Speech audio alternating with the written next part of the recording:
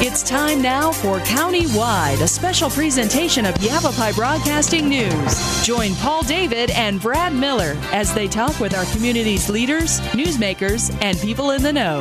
You'll hear about the hot topics that affect all our lives here in Yavapai County. And now, here's today's Countywide.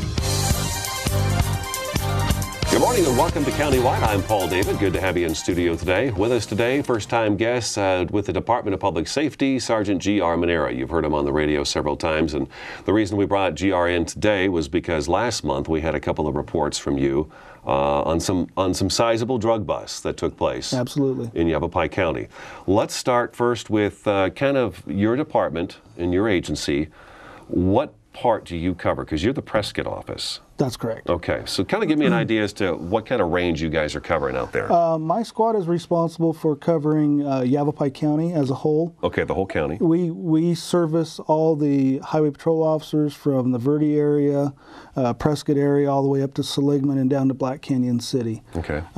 We also service the Wickenburg area. Mm-hmm. They share a county line with us, and it's more difficult for them to get help out of Phoenix, so we'll go down there and service them. And what we do is we do the criminal follow-up. I was going to say, you're not in uniform, so no. Kind of explain that to us, yeah. We're the detective branch of the Department of Public Safety. Okay. Most people know us for our highway patrolmen out there, and that's the face. Blue and white cars. The blue and white cars, mm-hmm. and that's the face of the department up and down the highways throughout the state of Arizona. But we do have a criminal investigations division that does follow-up for our highway patrolmen. We participate in narcotics task forces. We do officer-involved shootings throughout the state. We have the gang unit, which is Get 'em, is part of the Criminal Investigations Division. You came in and started telling me this morning, and I was kind of surprised because I always had the kind of basic questions about, okay, you know, what do you look for when you do a traffic stop? But it's not like that for you guys. You guys are really busy doing all kinds of different things. That's correct. Okay. So keep going. I'm sorry. I cut you off there. But we have the State Gang Task Force. Mm-hmm.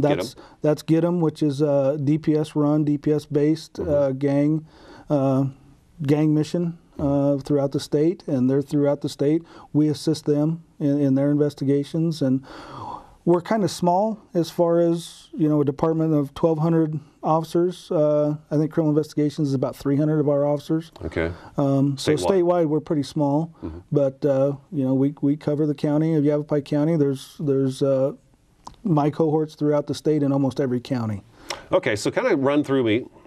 First, let's talk. You had a couple of big busts last month, and I mean, the officers when they pull somebody over and they find this, what's the feeling they get when they find this stuff? Well, probably they're pretty happy. Okay. Our officers are trained to look for criminal activity. Mm-hmm.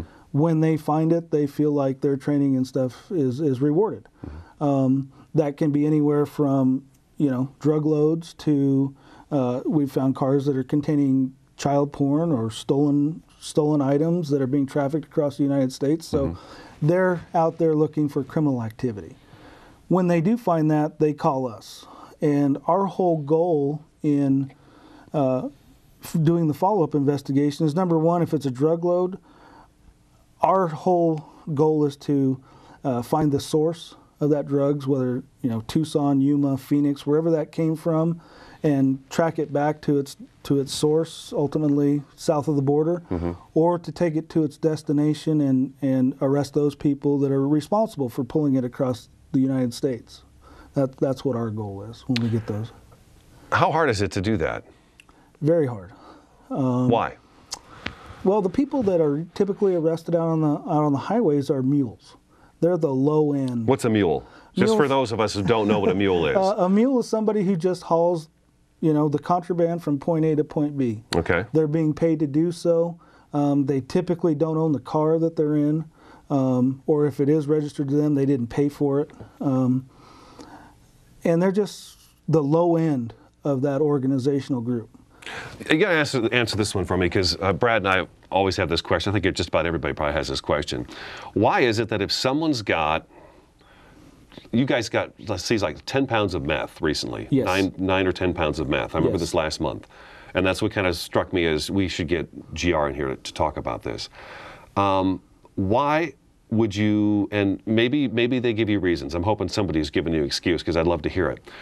Why would you drive the speed limit 75. Why would you go 95 miles an hour with no taillights at night with that kind of a drug load in your vehicle? I mean, we've obviously had those. I mean, you hear about that all the time. Illegal lane changes, speeding is a big one. Yes. And then, you know, something's wrong with the vehicle and they're just driving so fast. What are some of the excuses you hear for this stuff? You know, we don't hear a lot of excuses. When we talk to these people, they either didn't realize they were driving that. I think a lot of it is they've been doing it so much, they're kind of callous to it. Mm-hmm. They figure that they've gotten away with it, you know, 2 or 3 times in the past, that this is no different than the last few times that they've done it. And, right. And they're trying to blend in with traffic. Their big goal is, you know, they don't want to stand out or look any different than anybody else. But by doing that, they commit traffic violations. Mm-hmm. So, Brad's got a question for you. Have you ever stopped somebody in traffic that maybe was put there as a decoy? We do have decoys. Tell me about that a little bit. What we're seeing with a lot of the drug organizations is, in order to protect their loads, they're not getting as blatant as having armed escorts, although we've heard of that down south. Wow. But what we're seeing a lot of now is, if there's a high dollar load, say it's meth or cocaine, something that's going to bring a lot of money, they will have a decoy car or a follow car. And once they see an officer get close to that car, this decoy car will start making all kinds of traffic violations, making it unsafe on the roadways, hoping to draw the attention of that officer to get them stopped to let the drug load go through. Wow. Okay, so it's very organized. It is. Let me ask you this point blank. The war on drugs has been going on before I was even born. Do you see it slowing down? Do you see it tapering off? Do you see it increasing, decreasing? Where do you see this at, and what's going to happen here? You know, it goes through peaks and valleys. Okay. Right now, we seem to be in a peak where things seem to be increasing. Any idea why? I don't know why. I think the economy has something to do with it. You know, when the economy's bad, people turn to other things, alcohol, drugs, and things like that. But, you know, it goes through these peaks and valleys. I think the combination of education in our schools, getting the word out there what this stuff does. We've seen a decrease in meth use locally. Mm-hmm.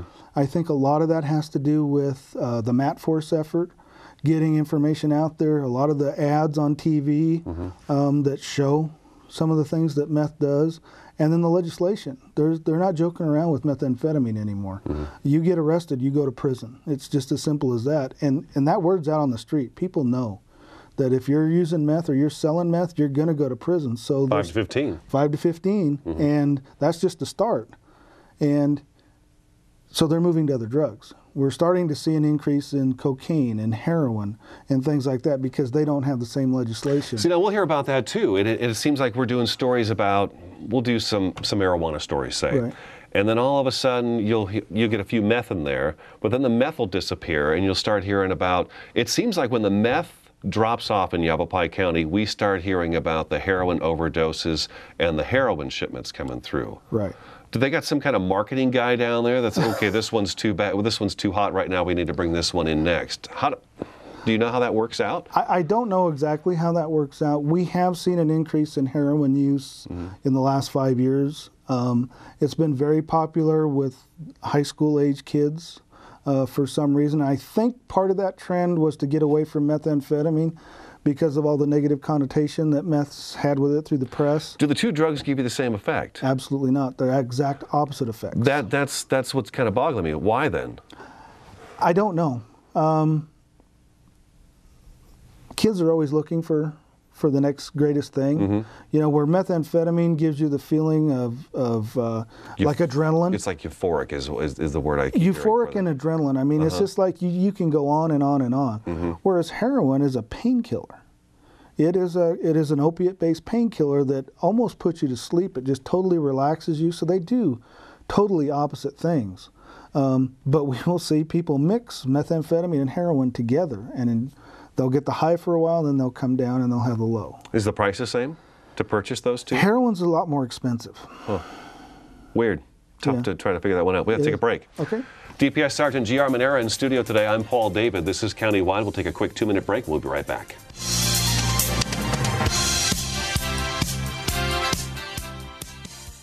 Here in northern Arizona and throughout Yavapai County, people count on Orkin Pest Control. With over 100 years of combined experience, nobody knows how to protect your home or your business from harmful or annoying pests like the Orkin Man. To start service, contact your Northern Arizona Orkin Pest Control. In the Verde Valley, call 567-5100 or Orkin Pest Control in the Prescott area at 775-8772.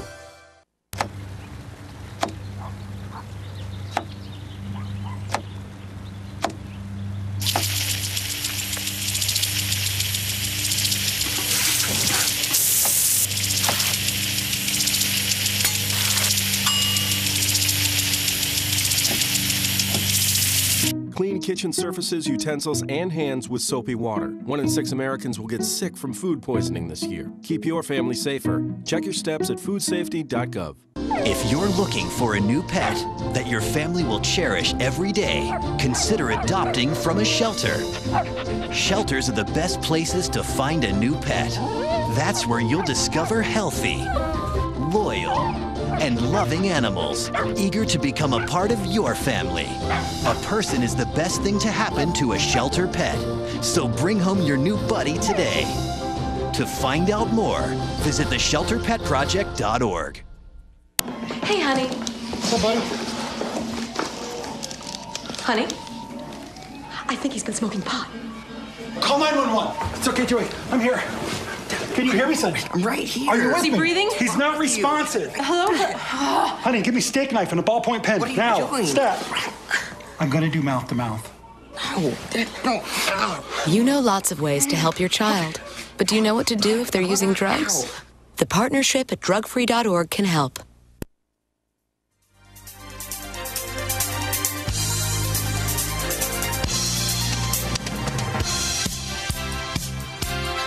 Welcome back to Countywide. Good to have you in studio. If you're just joining us, Sergeant G.R. Monero with the DPS with Department of Public Safety is in studio. We're talking about drug trafficking in Yavapai County. All right, now you guys aren't necessarily the ones out in the street making the stops and finding the drugs, but one of your officers does. How many canines do we have for DPS in this area in Yavapai County? We will have up to 5 DPS canines working in Yavapai County. Okay. They're assigned to all over the state. I think we have 20 statewide. But there's a sergeant and 2 assigned to Yavapai County, and then some from Maricopa County will come work on occasion. I remember the day when we didn't have any. Right. And then now I know each agency has really beefed up the canine patrols. When the officer, the canine unit finds these drugs, the case pretty much gets turned over to you. Yes. Then what happens? Kind of take me down that road with you. Well, our whole goal is to either find the source or the destination. So our first thing is we'll go through the car with a fine-tooth comb, looking for anything, receipts, directions, anything like that either take us to where they're going or where they're coming from. Is this stuff always out in plain sight, or do you got? I mean, it's hidden pretty well sometimes. Sometimes, you know, the drugs are typically hidden, but the paperwork that we're looking for is all over the car. Okay. But we'll look for motel receipts. You know, something as simple as a motel receipt. They may have stayed at a motel that has video surveillance, so we'll call them and we'll pull video surveillance and see if we can find the other car that met them or the other people that met them. Wow. Cell phones. We use cell phones a lot to pull information out of bad guys' cell phones and see who they're calling and see if we can make ties to different organizations. In a perfect world, the person that we've arrested will tell us all about it. They'll just start talking. They'll start talking. How often does that happen? About 1 out of every 10. There's a lot of fear involved with the mules. From you or from the people? From the organization. From the organization. They'd much rather go to prison than face the organization if they're considered an informant or a snitch. And that's the way they see it. That's the way it is. And they'll rather do the time and the organization will probably take care of them at some point, then talk to us and give us the information. So what happens to the ones that do work with you? It depends. Depends on how much information they give us. They may just give us enough that we can start digging and start contacting other agencies. We work a lot with other states, local and federal agencies. We work with DEA a lot. We have several cases now that are going anywhere from Colorado to Georgia to Minneapolis. So you're able to reach outside of Yavapai County. Oh, absolutely. Because I know we've had Panton here, and they talk about that too. That despite the fact that they may have made a bust here in Yavapai County. Sometimes that arm reaches out to Phoenix or Tucson or even out of state. Absolutely. So do you guys travel a lot then? We don't travel a lot, okay. But we make a lot of contacts with these other agencies. There's probably not a state in the union that I don't have a contact with after doing this for 17 years. And, you know, if something that we know is going to Chicago, Illinois, I have a guy that I've worked with on several cases that I just call him up and say, hey, we've got this information going to Chicago. If he can't work it, he will absolutely put me in touch with somebody who can. And that's the way we work these things. So you've been doing this for 17 years? Yes. So you've seen things change quite a bit. Has it gotten easier to investigate these crimes or harder to investigate these crimes? It's gotten a lot harder. See, that it's so weird that you say that because it was such a technological age, but it's gotten harder.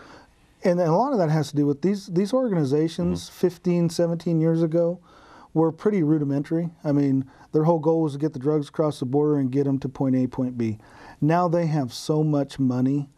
Some of these drug organizations have more technology than any law enforcement has. Can you name these drug organizations? Well, there's several of them down south of the border. There's the Los Zetas. There's all the cartels that are down there that are controlling the borders, and they're fighting for drug trafficking lanes to get drugs into the United States. How many lanes could there possibly be between here and what is it? I mean, we're talking all along from Texas all the way to California, right? Right. Where this stuff is just being pumped through here. Right. You said before we started the show, there's an estimate as to how much nationwide drugs are seized. About how much a year? They estimate that as law enforcement, we get about 10% of the drugs coming into the U.S. Every year. So 90% of it's just flowing through here and on its way. Yes. The drug busts that you guys make in Arizona, typically are the drugs staying here or? The ones that we see are typically going somewhere else. What is Arizona to the big drug dealers? Well, what I teach this class a lot about, you know, drug identification, and I refer to Arizona as the Costco of illegal drugs. The Costco of illegal drugs, okay. Because they come here to buy their drugs in bulk. Our whole border borders Mexico. We're not like Texas and New Mexico that there's some obstacles in the way. So we're the Costco. People come here, they pay lower prices, they buy it wholesale, they buy it in bulk, and they take it back to their destination and they sell it for 2, 3, 4 times as much. Wow. And that's the big draw, is the monetary gain that these organizations are having. So what do we need to do? What do we need to do to slow this down? Again, we need to start with the demand. And I think that starts with education. You know, we've got to get the word out there. Don't you feel like the word is out there? It is to a degree.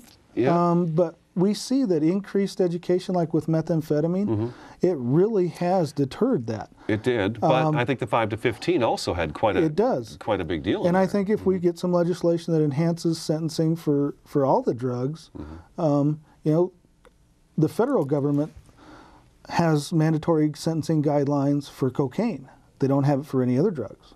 Because of in the 80s, crack cocaine and cocaine was coming into Florida and the southeast part of the United States. So the federal government came up with mandatory sentencing and mandatory prison, and we saw cocaine decrease. But that's about the time we started seeing methamphetamine increase. So we've got to get everybody on the same page. Across the board. Across the board, but it does start with education, getting the word out there. You know, and then those who are going to make, I guess, the choice to pump this into themselves. They are. They're still going to make that choice. They so are. Either you care or you don't care. We have to take our second break already. Sergeant G.R. Bonera with DPS in studio today. I'm Paul David. This is Countywide. We'll be back in just a couple minutes.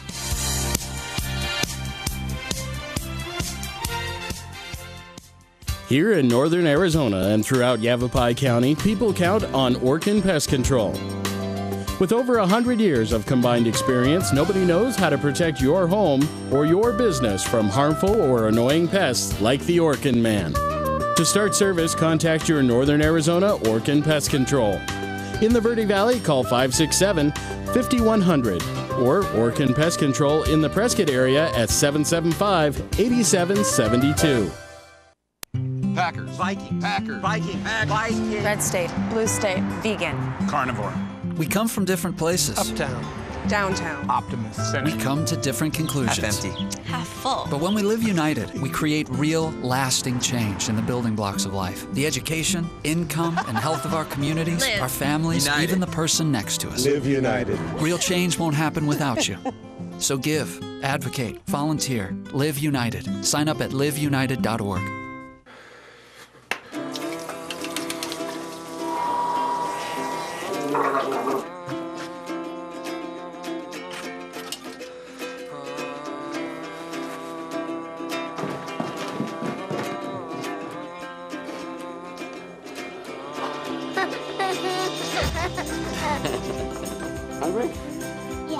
The smallest moments can have the biggest impact on a child's life. Take time to be a dad today. Having a fire escape plan is very important to keep your family safe and together in the event of a fire. When you awake to the sound of a smoke detector and smoke in your room, don't stand straight up. Carefully roll off your bed and stay low under the smoke.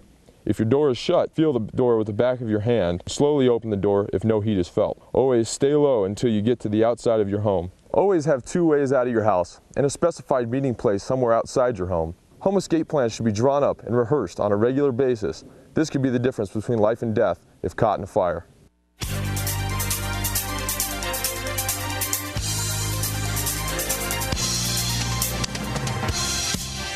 Welcome back to Countywide. I'm Paul David. Good to have you along. We've got just a couple minutes left of the program. A question from out of the studio is what happens with, we talked about the drugs that are being shipped through here, but there's always somebody that's coming in that's got the cash. And Absolutely. so you guys have also found, bundled cash. We do.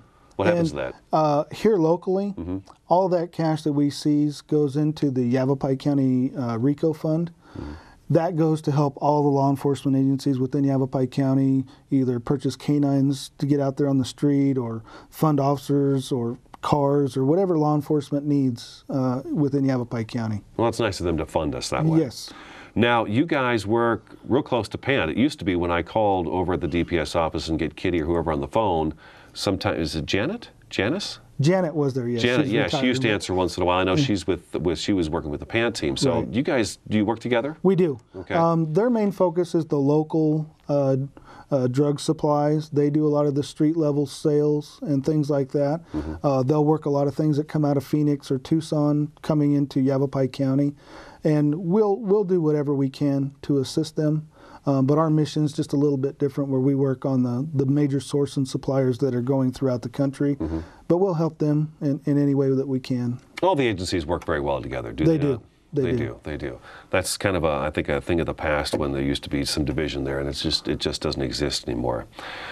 Safety's got to be a serious issue with you guys. It is. We talked about this before the show. I feel like nowadays it's so easy for a suspect to pull a gun out and shoot at a police officer anymore, where it used to be something that didn't happen as much, and it's gotten worse. It is. It's gotten worse over the last year. So how do we deal with that? Be as safe as we can. Information is power, is what I tell my guys, is the more information we have about somebody, the better prepared we can be. The problem is our guys that are making the traffic stops, they have absolutely no idea what they're getting into once they make that stop. That would be scary for me. You pull somebody over and you have no idea. You have no idea what's going on in that vehicle in front of you. Yep. Yeah. They just need to be as aware and as alert as possible. Well, we're out of time. Thank you for what you do. Sergeant G.R. Manera with DPS. I'm Paul David. That's today's Countywide. We'll talk to you again on Thursday.